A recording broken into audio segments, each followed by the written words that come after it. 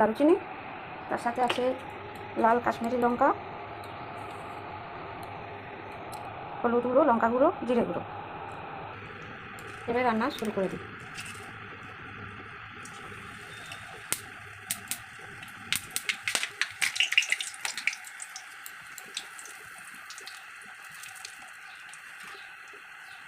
এরপরে পেঁয়াজটা দিয়ে দেবো। পেঁয়াজটা হাফ ভাজা হয়ে এসছে, এরপরে আমি আলুগুলো একটু ভেজে নেবো পেঁয়াজের সাথে। পেঁয়াজটা ভাজা হয়ে গেছে, এবার টমেটোগুলো দিয়ে দিচ্ছি। টমেটোটা প্রায় চলে এসছে, এর মধ্যে আমি একটু হলুদ গুঁড়ো দিয়ে দিলাম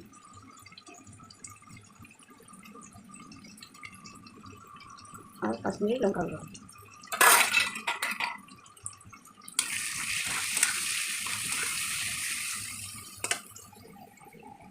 এরপরে আদা রসুন পেঁয়াজ বাটার পেস্টটা দিয়ে দিলাম।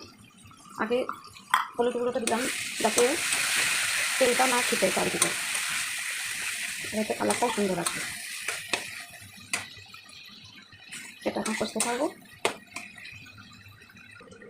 এরপরে দেবো লঙ্কা গুঁড়ো,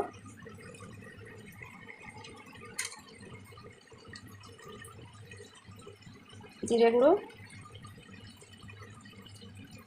1 চামচ করে, আর ধনে গুঁড়ো।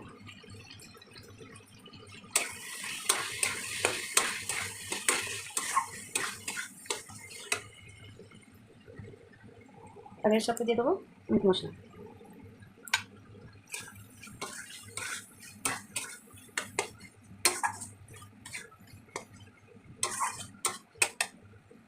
মাটনটা আগে থেকে ম্যারিনেট করে রেখেছিলাম বাটা মশলা দিয়ে, লবণ দিয়ে আর সামান্য একটু দই দিয়ে মেখে রেখেছিলাম। এরপরে মাটনটা আমি দিয়ে দেবো।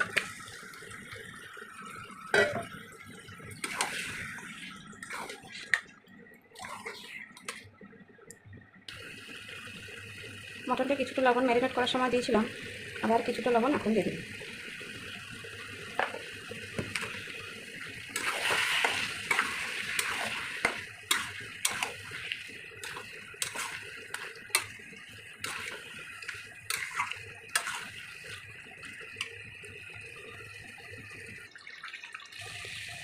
প্রায় কষা হয়ে এসছে, কড়া থেকে তেল ছেড়ে দিয়েছে, মাটনটা কষা কমপ্লিট। ভালো করে নেড়ে চেড়ে নেবো।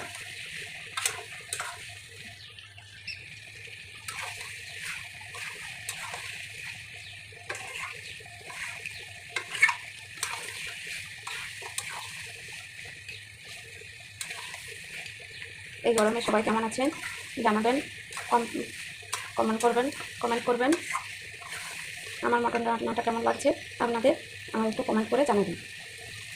মাটনটা পুরো কষা হয়ে গেছে, কারণ কড়াই চারিদিকে তেলটা ছেড়ে দিয়েছে। এরপরে আমি একটু হালকা একটু গরম জল করে রেখেছিলাম, এটা একটু দেবো।